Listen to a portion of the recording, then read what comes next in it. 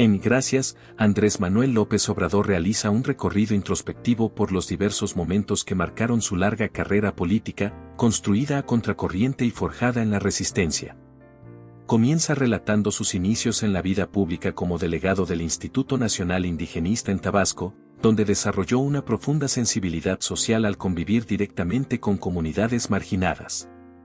Más adelante, ya como fundador del PRD, fue puliendo una visión de país orientada hacia la justicia social, la redistribución de la riqueza y la soberanía nacional.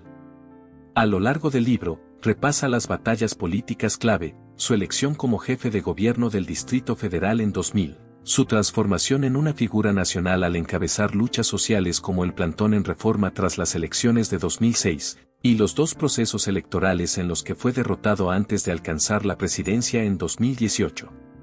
Presenta estas derrotas no como fracasos, sino como fases formativas de una lucha más amplia por transformar el sistema político mexicano desde la raíz.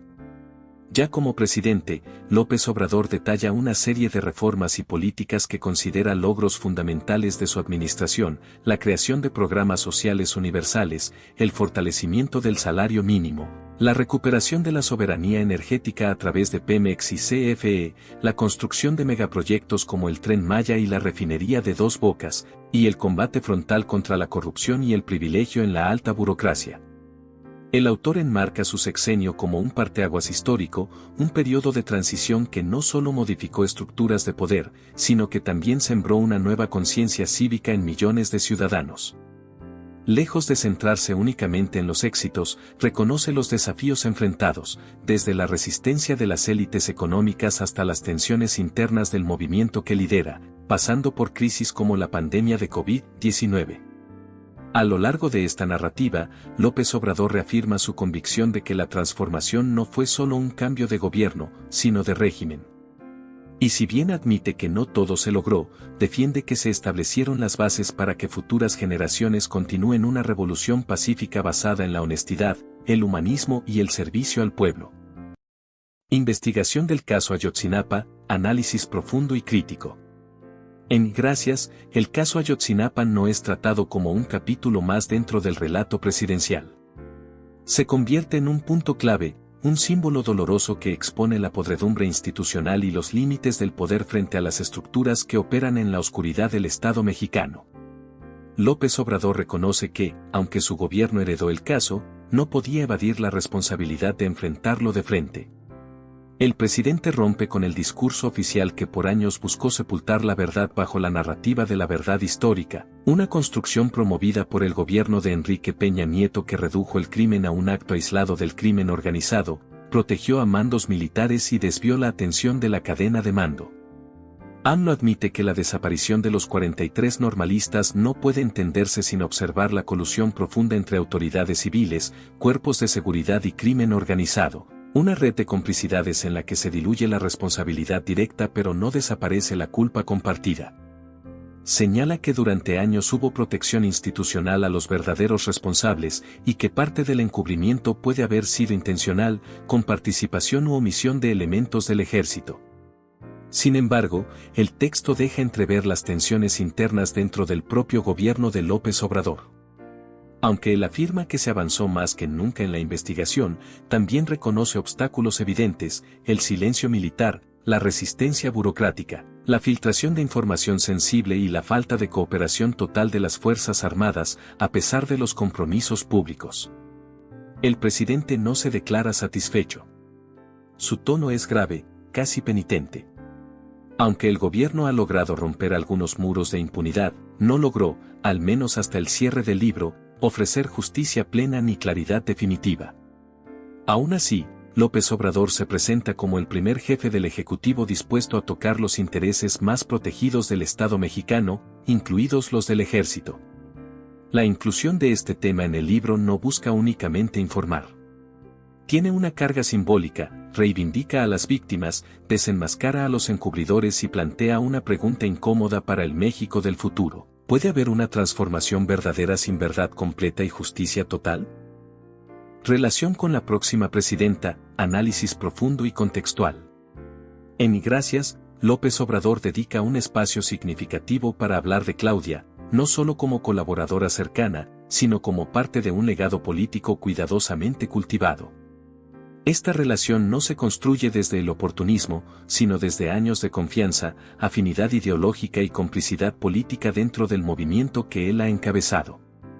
El relato sobre Claudia no se limita a una anécdota aislada de campaña, representa una transición simbólica del poder. Al revelar que su primera intención en 2018 era proponerla como jefa de campaña presidencial, AMLO no solo muestra el nivel de confianza que le tiene, sino que reconoce en ella una figura estratégica, capaz de operar, resistir y conducir en momentos decisivos. Sin embargo, cuando Sheinbaum le expresa su deseo de competir por la jefatura de gobierno de la Ciudad de México, él no solo lo acepta, sino que lo respalda con convicción. Esa decisión, aparentemente menor, se convierte en un momento clave dentro de la narrativa del libro, la autonomía dentro de la lealtad. López Obrador retrata a Claudia como una mujer de carácter firme, rigurosa, preparada técnicamente y políticamente leal, cualidades que él valora profundamente. A lo largo del texto, se percibe un reconocimiento tácito de que su perfil no es solo deseable, sino necesario para dar continuidad a la Cuarta Transformación. AMLO parece sugerir que la solidez del movimiento no depende únicamente de su presencia personal, sino de cuadros capaces de asumir la responsabilidad histórica con entereza, visión y compromiso social. El modo en que narra su vínculo con Claudia revela más que una alianza política, evidencia un proceso de transición cuidadosamente sembrado, en el que ella no es impuesta ni improvisada, sino seleccionada a lo largo del tiempo como parte de una visión de largo plazo. Es también un mensaje hacia dentro del movimiento, la continuidad no será un accidente, sino el resultado de una convicción compartida. Este apartado no es menor ni casual. En el cierre de su sexenio, AMLO perfila a Claudia como algo más que su sucesora natural, como la heredera legítima de un proyecto histórico, una figura que ha pasado la prueba del esfuerzo propio, la autonomía política y la coherencia ideológica. Crítica a la oposición y figuras políticas, análisis profundo y narrativo. En Gracias, López Obrador no disimula. Lejos de ofrecer una despedida institucional o neutral, lanza una de las críticas más duras y directas a la clase política tradicional y a quienes se han constituido como sus opositores ideológicos. Este capítulo del libro es un ajuste de cuentas, no desde la venganza, sino desde la convicción ideológica y la narrativa histórica que ha construido a lo largo de décadas. El presidente describe a la oposición conservadora como un bloque que no solo se resiste al cambio, sino que, según él, actúa en defensa de privilegios históricos, intereses económicos y estructuras de poder que se vieron sacudidas por la Cuarta Transformación. No los retrata como adversarios legítimos del debate democrático, sino como fuerzas reaccionarias, empeñadas en detener el avance del pueblo sobre los espacios que antes solo ocupaban las élites.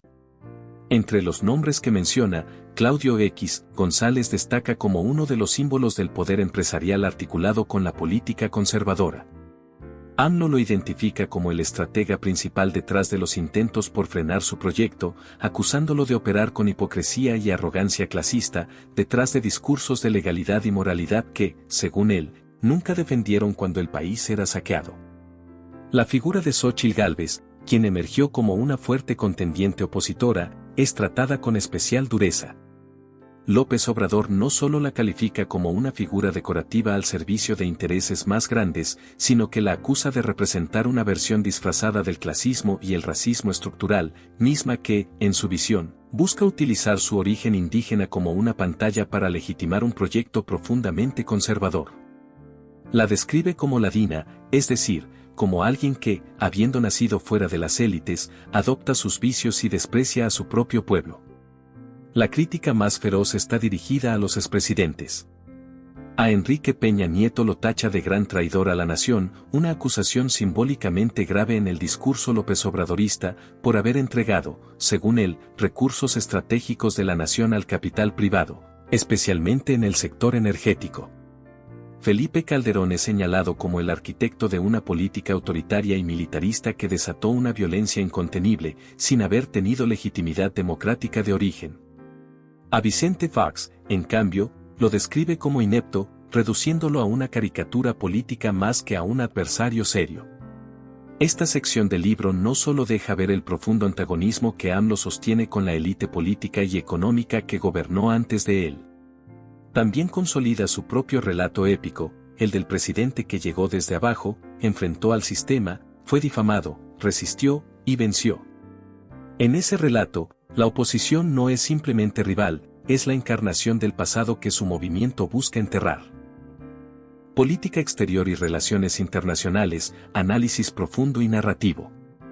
En un mundo regido por intereses, donde el poder se disfraza de diplomacia y las sanciones sustituyen a las armas, México eligió otro camino. Desde el corazón de una nación forjada en resistencia, Andrés Manuel López Obrador se alzó no solo como presidente, sino como guardián de un principio sagrado, la soberanía. No se arrodilló ante potencias. No firmó sin mirar. No cayó por conveniencia. Ante Estados Unidos, nuestro mayor socio y eterno vecino, tendió la mano, pero nunca agachó la cabeza. Mantuvo el equilibrio imposible, diálogo sin sumisión, cooperación sin renuncia, frontera sin obediencia ciega. Y cuando el mundo condenaba con bloqueos y castigos, AMLO habló. Alzó la voz por Cuba, por Venezuela, por todo pueblo que resiste la miseria impuesta desde fuera. Porque ningún país que se diga democrático, tiene derecho a matar de hambre a otro por pensar distinto. No fue populismo.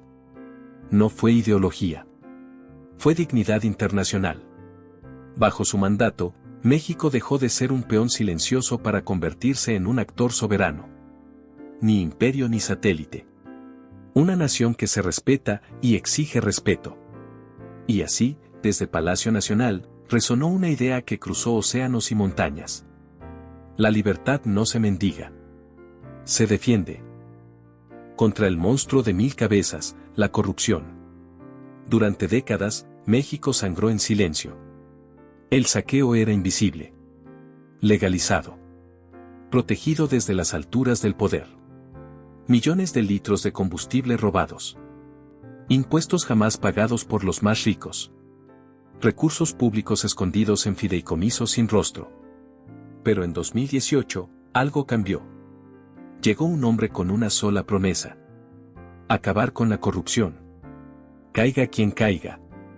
Y no fue discurso. Fue guerra. La primera batalla fue en las entrañas de la tierra. El huachicol.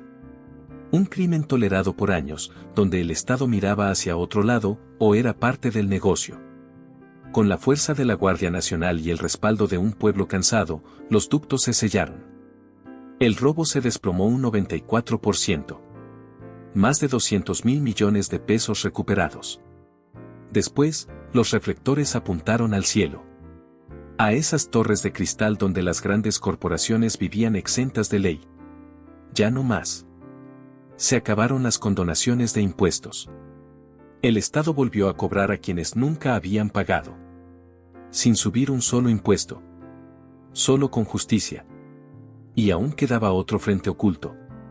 Los fideicomisos, esas cuevas elegantes donde se evaporaba el dinero del pueblo. Uno a uno, fueron desmontados. Los recursos, regresados a la nación. No fue fácil. No fue rápido. Pero fue histórico. Porque por primera vez, el combate a la corrupción no fue una promesa electoral, fue una política de Estado. Moralizar la vida pública es posible, dijo AMLO. Y con cada peso recuperado, con cada privilegio roto, México dio un paso hacia la justicia. La transformación del país, análisis profundo.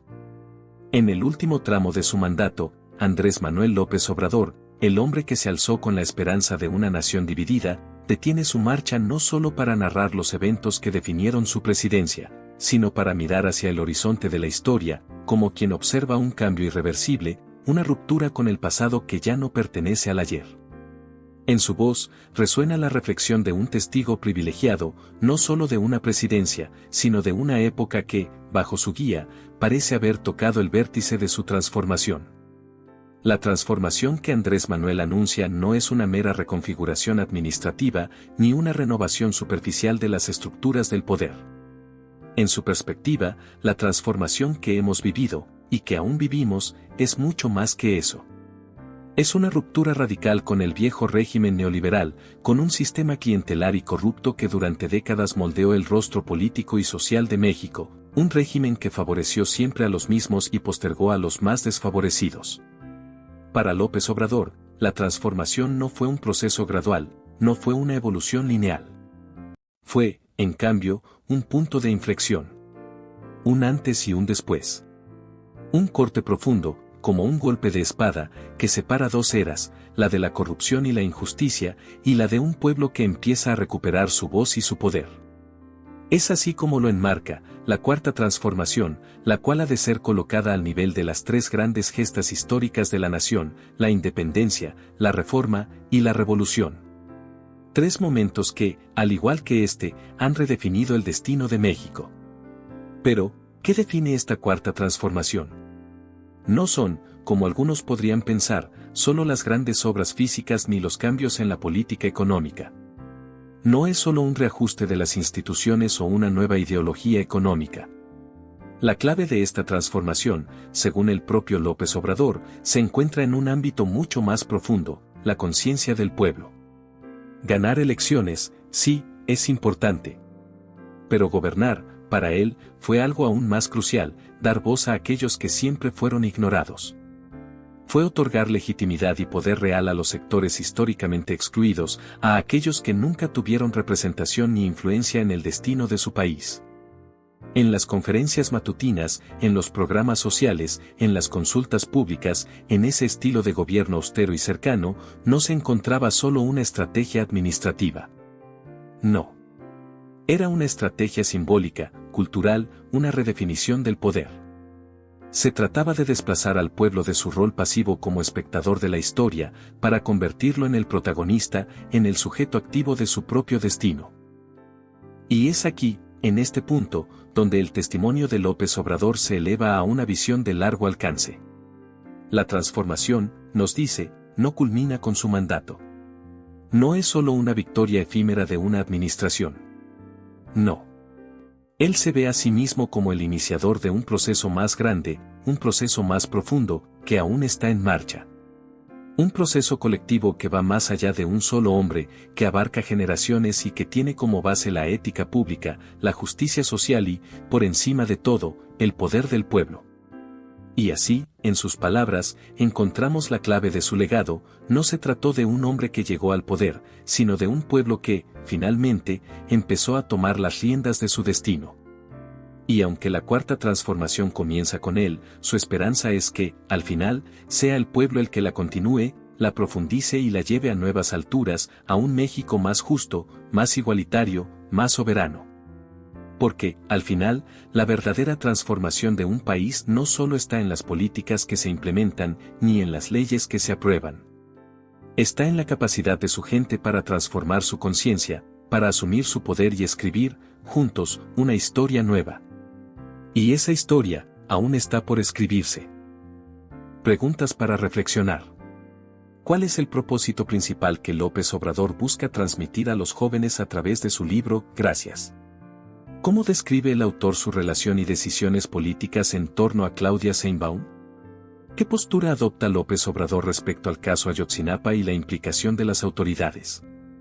¿De qué manera el autor aborda las críticas y la oposición durante su mandato? ¿Qué mensaje final ofrece López Obrador a sus adversarios políticos en las últimas páginas del libro?